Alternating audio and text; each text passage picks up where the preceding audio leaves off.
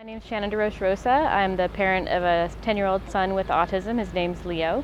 And I'm also a blogger's contributing editor for Parenting Children with Special Needs. And I am one of the founders and also an editor at The Thinking Person's Guide to Autism. It's a really exciting time right now for AAC, augmentative and assistive communication devices. I myself am a big iPad advocate because it's just had such a huge effect on the life of my son Leo, who ironically wouldn't qualify for an AAC device probably because he speaks fluent requesting. He doesn't do abstract communication, but he can tell you what he wants, and that's kind of the point of a lot of AAC devices. But I would say that in Leo's case, it really helps him with his learning and his leisure, and it allows him to express his knowledge and support that knowledge in ways that have not been available before, because there are so many apps that are available that don't require reading. They use verbal voiceovers, or they use voiceover as you're interacting with them, and that's all he needs, so he can learn independently using this device.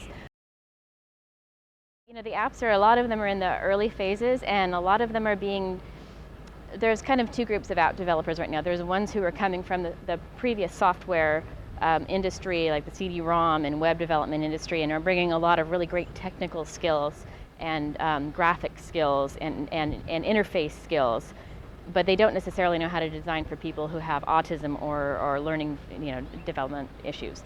Then there are people who are like speech therapists and behaviorists and all these other people who are bringing this amazing base of knowledge, but then don't have the skills that the software professionals do.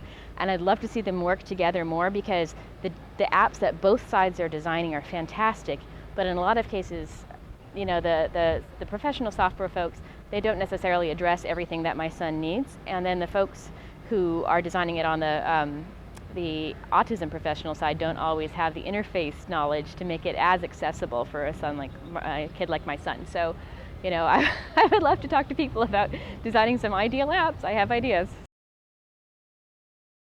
I'd really like to see more doctors, as well as more parents, have information to sites like the Thinking Person's Guide. There are also other sites. There's Christina Chu's blog, which is autismtypepad.com, which is about parenting a child with a great attitude.